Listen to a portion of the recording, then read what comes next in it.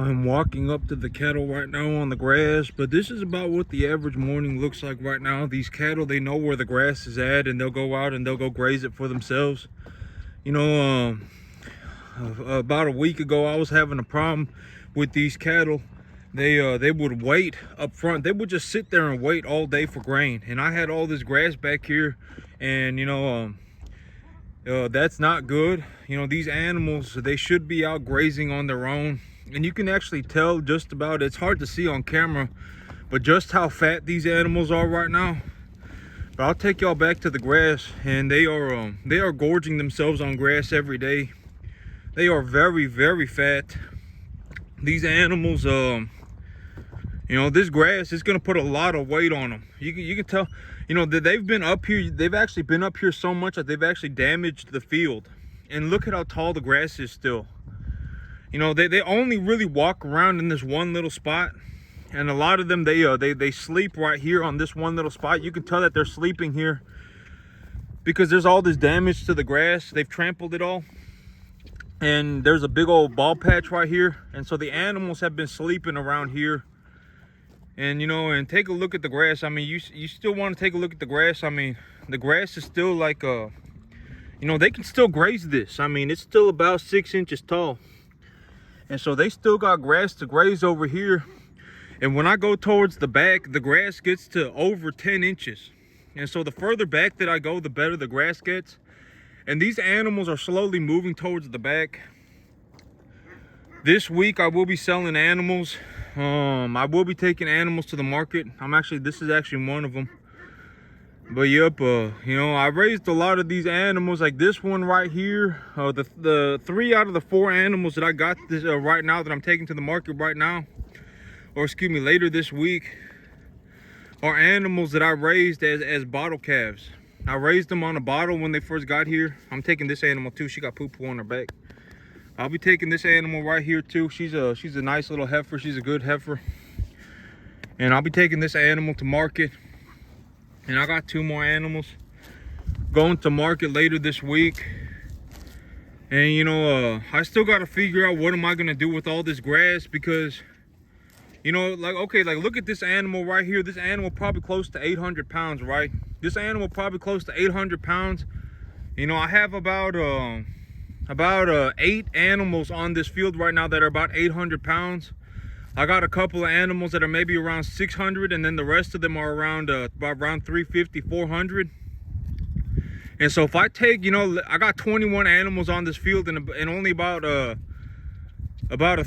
half of them are over 600 pounds, and I'm going to be taking the heavy animals off of the field. And so if I take the heavy animals off of the field, the pressure on the grass goes down drastically. My grass will grow in even faster. And so right now I'm in a situation where, it's in my best interest, because growing all this grass, right, it only cost me a couple $100s a month. Maybe if like this month, I haven't even put any fertilizer on the grass, and the grass has just kept on growing. And, here in maybe about next week, I need to put about a half a ton of fertilizer on my grass. And that half ton of fertilizer is going to cost me about $325. And that $325 will keep my grass growing for the rest of the month. And so it's like, but that's all the money that I need to put into the grass. And at this point in time, I give the cattle a little bit of corn. I'm working on getting them switched over to just straight corn. And right now I'm not even giving them grain for breakfast, and they're not upset or anything. These cattle, when they get if they're hungry and they can't find anything to eat, they will stand there at the gate. They will stand there at the front gate, and they will, they'll just sit there waiting. And then they'll look for me. They'll be like, every time I show up, they'll start mooing, and they'll start calling for me, and they'll be asking for food. And so right now, I don't even give these animals any grain for breakfast at this point. I'm slowly working on getting these animals on just straight corn and grass. So I want to feed them grass and just give them a little bit of corn every day. And that's the optimal way for me to run my farm in terms of a business. And this grass, if you take a look at these animals are fat. Even the small ones, they got big old guts on them. They got a little bit of a mud butt going on. They got a little bit of a diarrhea because they're eating too much grass, and the grass is a little bit wet. And yep, I mean, these animals are very fat right now. These animals are in very good condition. If they continue to eat like this, they will be ready for the market here. Like an animal like this is probably I would say this is about a maybe a 450-pound calf. And at the rate that they are, when I look at how much they are eating and how big they are right now in terms of their gut fill, this animal right here probably going to be about 800 pounds in about I would say about 4.5 months. And so and every about every 800-pound animal that I produce on my farm, I make about $1,700. And so that's the goal for me in terms of my business, is to get these animals to 800. And when I get them to 800, I'm gonna take them to the market and I'm gonna make my money on them. And I know all this happened, and there was a lot of bad stuff. I'm not even gonna call it bad. It was an opportunity for improvement. At this point in my life, I understand, it's like, this is why it is so important to vaccinate animals. If I don't vaccinate my animals, or if somebody tells me that their animals are vaccinated, there's no reason for me to believe them, right? It is in my best interest to vaccinate all of the animals by myself. It is in my best interest to check all of my animals for illness when they first get here. If I don't have a proper antibiotics program in place, and if I don't have a proper vaccinations program in place, I will go bankrupt. But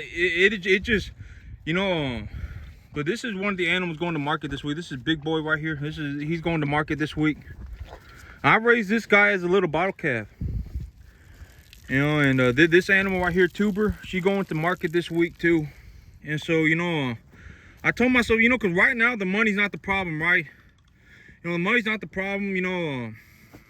This year, I thought I was gonna be putting about 175,000 in my bank account, but I messed up, and it's like now I'm only gonna do 120, right? But still, at 120, at $120,000, I mean the money is I can't spend that money anyway. And so it's not that big of a deal, financially it's not that big of a deal. It's like, oh my God, I messed up, and I thought I was gonna do 175 this year, but now I'm only doing 120. Either way, it's more money than I could ever use, and $10,000 a month is a lot of money. It's still a lot of money. And you can tell, I'm gonna keep walking back towards the back. And we go take a look at the grass. But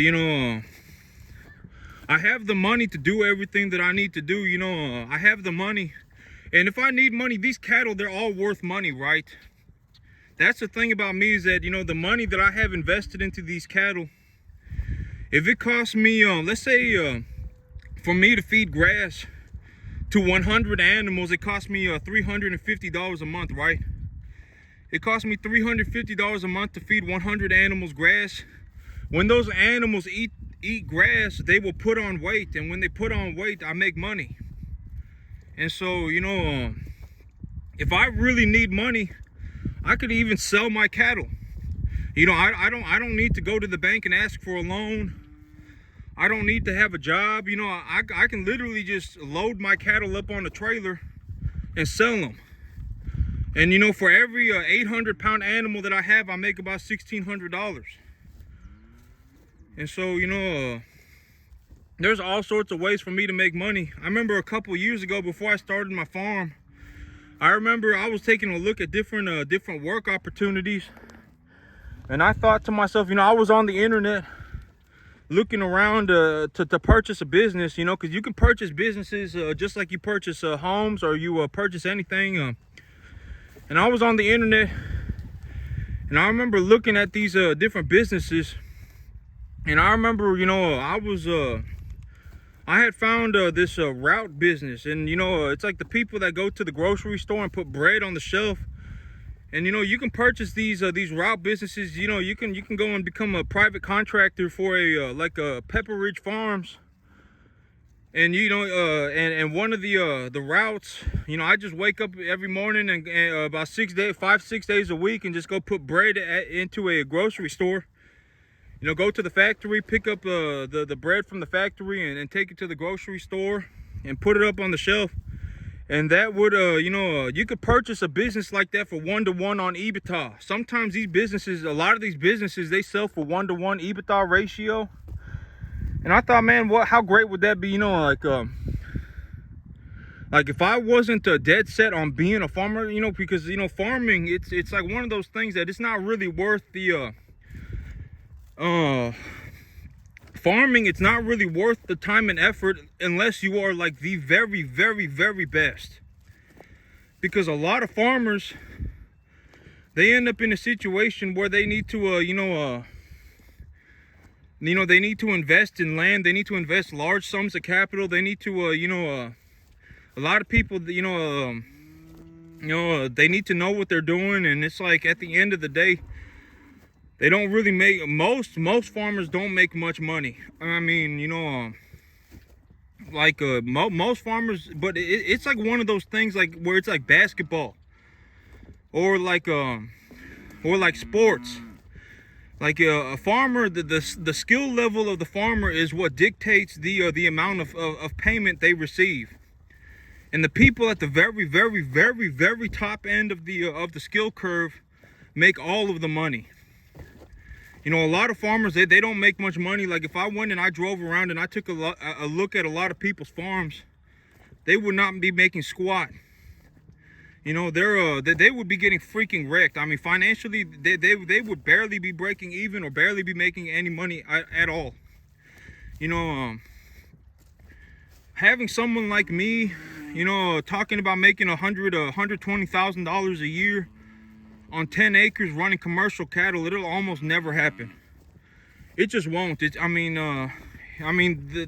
time and the effort, I know that this sounds horrible, and it's also why I say, I can't, it's not my, I don't have the capacity to save people. And it's because, from what I find, like when somebody, goes and asks for me for help, they're not actually asking me for help. They're asking me to save them. Oh my God, because there is literally not any way that I can teach everybody how, to farm at this level, to invest in real estate, to trade commodities, to take soil data on mineral levels and stuff like that. There is literally the only way for someone to learn how to do this is for them to teach themselves. They're going to have to put in a lot of time and a lot of effort to teach themselves how to do it. And I understand that because that's how I learned how to do this. I'm a first generation farmer. I taught myself how to farm. And, in terms of business, I even taught myself business. And, it's just, there's too much going on, I can't, like when I make these videos, I think, it's like maybe if I show people what it's like to be on the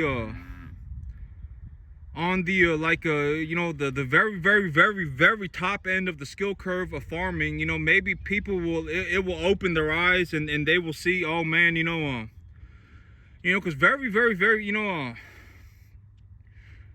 it's just not possible for me to teach somebody how to do this because there's a lot that goes on to this. There's a business aspect of it. There's a real estate aspect of it. There's a commodities market aspect of it. There's a soil science aspect of it. There's the cattle aspect of it.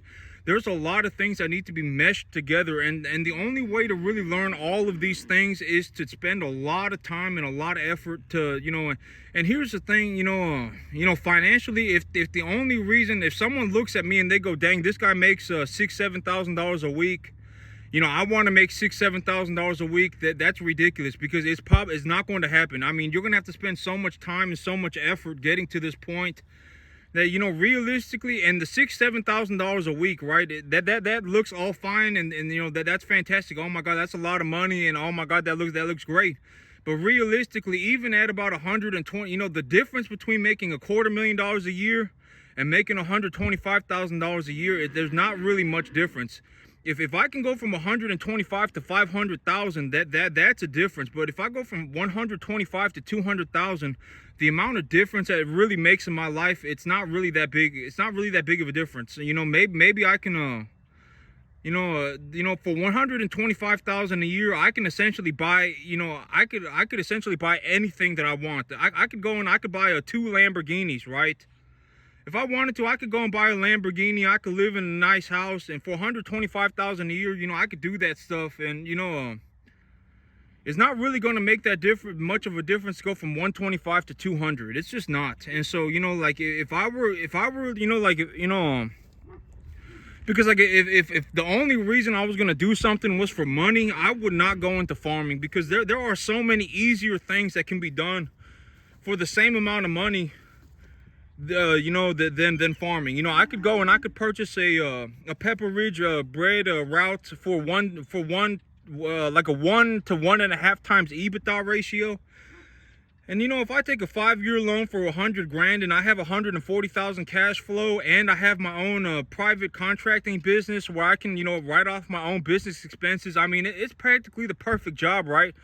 Because I can go and I can purchase $140,000 worth of cash flow for $140,000 and take a 5-year loan for the $140,000, work the job, make the $140,000 a year, and then use the cash flow that I made from the investment to pay for the loan.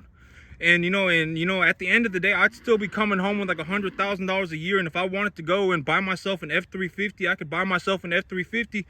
Because if I bought the F-350 running this business, running the route business, I could write the F-350 off on my taxes, because it's a business expense, and I have my own private contracting business. And so, like, if I were going to go and do something just for straight money, like, let's say I needed money and I needed 140,000. Let's say, okay, if I make 140,000 a year, I will have as much money as I could ever possibly use. I wouldn't go into farming to try and make the 140,000, because it's going to take way too long. You're going to have to take way too much risk. The work is going to be obscenely difficult. I mean, it's going to be way too hard. I would rather just go and buy something like a route. You could even go into like Mission Tortilla Factory. They source out all their routes. Pepper Ridge Farms, they source out all their routes. If you go on the internet right now and just look for businesses for sale, you can find all sorts of businesses, and there are very low risk businesses that can be purchased on a seller financing agreement. And so, like, I could go on the internet right now, like, let's say I needed money, and money was the only thing that I needed. Me as a businessman, from what I've taught myself in business and from what I've seen in the world, I would go and I would just go and purchase something like a Pepper Ridge Farms route, or like a Mission Tortilla route, or something like that. And, because at that point, I can make 140,000 a year. If they're selling the route for 1-to-1 ratio on the EBITDA, if the route makes 140 a year, 140,000 a year, I could purchase the route for 140, and I could take a 5-year loan. If I needed to, a lot of these businesses are sold on seller financing agreements. But if I can't get a seller financing agreement, I could just take an SBA loan and purchase this business for 140. And if I owe 35,000 on it, I can just pull 35,000. Let's say I owe 40,000 on it, but the business makes me 140. I can make the 140 and just pull 40 from the 140 that I'm making to pay. So I can use the business to pay for the business.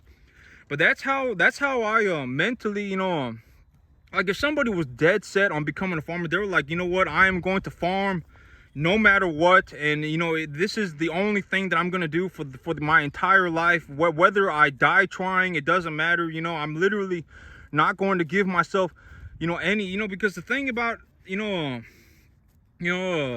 an old, there's a Mongolian proverb that, man or beast will run if given the opportunity to do so. And so, that's a, I remember, that's an old Mongolian proverb. Man or beast will run if given the opportunity to do so. And so if you go into farming, but you're worried and you're like, oh my God, I should look for a way out. Oh man, I should quit. Oh man, I should take the escape route. And that's always on the back of your mind. Eventually you will always, that's why it's like always, don't ever make a plan B. Don't ever have a plan B. because your plan B will always become your plan A. It's like, oh my God, well, I'm gonna have this plan for me, but if it doesn't work out, I'm gonna go and do this. And then you're gonna spend a whole bunch of time and effort doing the secondary plan because you think the first plan is not working out. And then your life will become a plan B. You will have given up on all of your dreams and everything to go and pursue something that was not as important to you. And so, you know, like if you're dead serious, like if I met somebody and they were 100% dead serious, they were saying, you know, I'm either going to farm or I'm going to, you know, I'm going to farm. And even if it takes me 100 hours a week for the next 15 years of my life, I'm going to learn how to become a farmer. You know, if that was the case, you know, like if I were going to be talking to this person, usually they'd have to be young. Because if they're old, if they're like over 25, it's already too late for them. It's already too late because let's say they start when they're 25, right? And they put in 15 years of their life. And then, you know, it's like by the time they're 40, they'll have an opportunity to do some good for themselves. And, you know, and you know, usually people who are 25, they got to pay bills and they got to do all sorts of stuff. And, you know, usually they've already been molded into the person they're going to become. You know, it's very hard. That's why they say it's almost impossible to save poor people from being poor. It's because a lot of people, like if I went and talked to somebody, you know, and I was genuinely going to give somebody advice, and they were young and you know they were dead set on becoming a farmer, and they wanted to make a lot of money when they were older, you know, I would say, you know, go and buy, you know, because okay, so like if I went and I bought a 20-acre piece of land, I could buy a 20-acre piece of land for about $1,000 a month. You know, I could go and buy a raw piece of land, a 20-acre piece of land for $1,000 a month. I would go and I would purchase that 20-acre piece of land and make the $1,000 a month payment on it. Make the $1,000 a month payment on it, and now you have a 20-acre field to do whatever you want. And you know, and you know, I would learn to grow to become a farmer on that 20-acre field, and until that 20-acre field produced at least $150,000 a year of net profit, I would not even consider buying more land. You know, because because me on 10 acres, you know, I put a cap on myself. I'm going to reduce, like instead of going for 160 a year, I'm going to go for 120 a year. And realistically, on 10 acres of land, on 10 acres of good land, a good farmer can make about $100,000 a year net profit.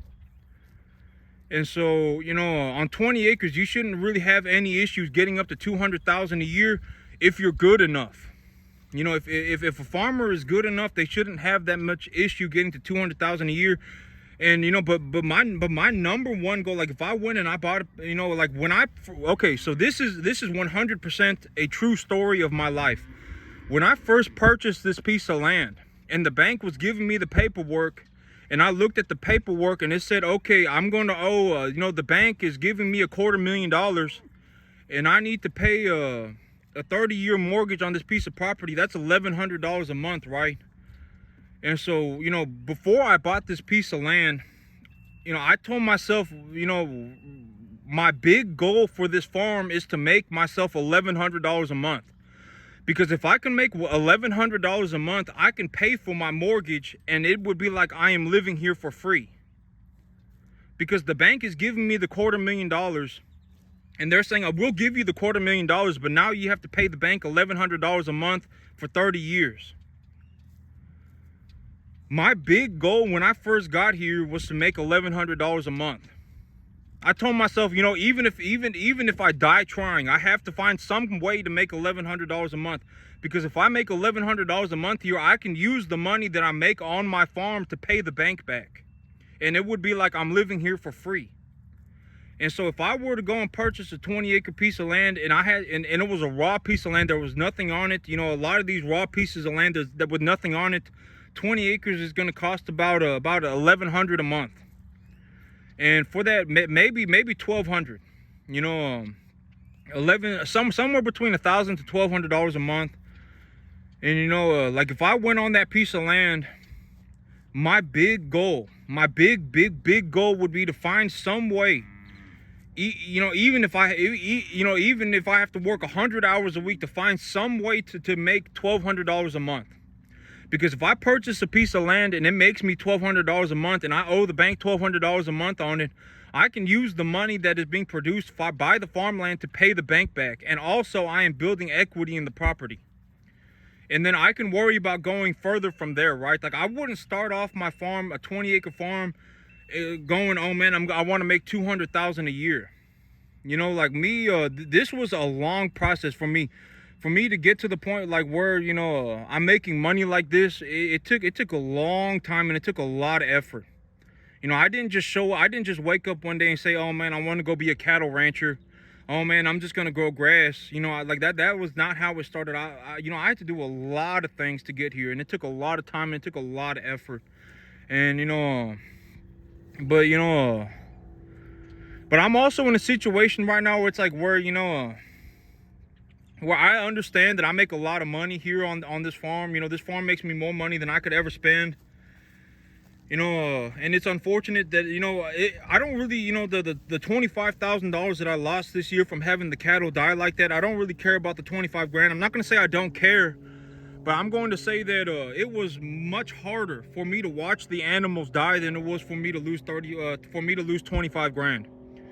You know, because 25 grand, let's say I horribly mess up my business and I horribly mess up my everything, and let's say I only end up making $120,000 for the year, right? Let's say I only end up making 120. It's like, oh man, I thought I was gonna make 175, but I messed up real bad, and I had to change up my business plan, and I had to change up, I had to change all these things up. You know, I'm reducing the size of I'm reducing the size of my herd from 60 to 40, and so I'm decreasing the total amount of cash flow opportunity that I have on my 10 acres, and and let's say I messed up real bad, and I thought, and I was on track to make 175,000 for the year, and I messed up real bad, and I only made 120, right?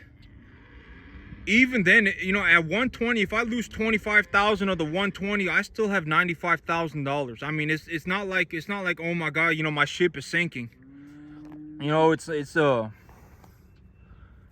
I mean, would it have, I would have honestly probably gone closer to about 200,000, because this first lot of cattle, I made like 60 grand on them. The first lot of cattle that I had, I made like, I think I made a little bit, I think I'm going to be doing a little bit over 60 grand. Because I've only sold so many animals, and I've already made, I've still got like 8 animals that need to go to market. I still got like 8 animals that need to go to market, and I've already made like 45,000. And so well, the first lot of animals I made a lot of money on. The second lot of animals, well, I'm gonna get my farm running again. I'm not gonna sit around and my big thing was that once my animals were healthy, I wanted to get my animals healthy, and then once my animals were healthy, I'm going to pick up on my business again. So I'm going to repopulate my field. I'm going to be bringing in new cattle here in about 2 to 3 weeks. The money, I already have the money. I mean, the money's not that big of a deal. Losing 25,000 did kind of suck, but watching the cattle die was the hard part. The 25 grand, I got the 25 grand. If I wanted to, I could leave right now. I could walk off my field and buy another 60 cattle if I felt like it. I'm going to, it's okay. And I'm reducing the total output, the total output estimates for my farm. I'm going to reduce the total output estimates for my farm, but I'm going to make it a goal of mine to purchase more land next year. So when I file my income, I'm going to take the income and I'm going to leverage it for more land. But I don't want to be in a situation where I'm buying a 10-acre field over here, and then I'm buying a 20-acre field over here, and then I'm buying a 10-acre field over here, and then I'm buying a 20-acre field over here, because then I'm going to have to drive around all over the place to get whatever I need to get done. And so my big plan is that this next time, I'm going to purchase a 50-acre field. I'm going to purchase one big field. And you know, this field that I have right here, I'm going to utilize this field to precondition cattle. So I'm going to utilize this field to bring in calves. I'm going to work on them. I'm going to vaccinate them. I'm going to get all the bulls castrated. I'm going to get them all grain trained and everything. And then I'm going to take them over to the 50-acre field. And that 50-acre field, I'm going to plant grass. And that 50-acre field will be where I take the animal from about 500 to 850. And then I'll feed them to 850 on straight grass. And when I get them to 850 on straight grass, I'll take them from that field to the sale. I'll sell them at that point. And that will make me a lot of money. You know, because if I have more land to grow grass on, grass is very cheap. Growing grass is very cheap.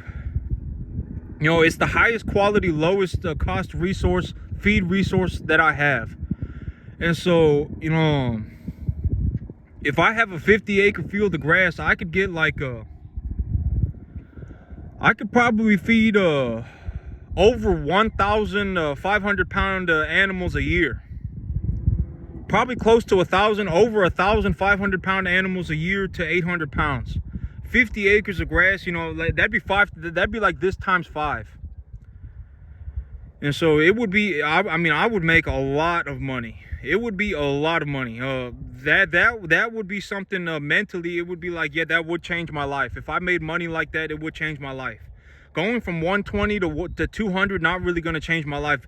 If I go from like 120, 140 to 200 or so, it's not really going to change my life. But if I go from 120, 140 to like 500,000, that will change my life. You know? But that's it for me today, YouTube. Y'all have a good one.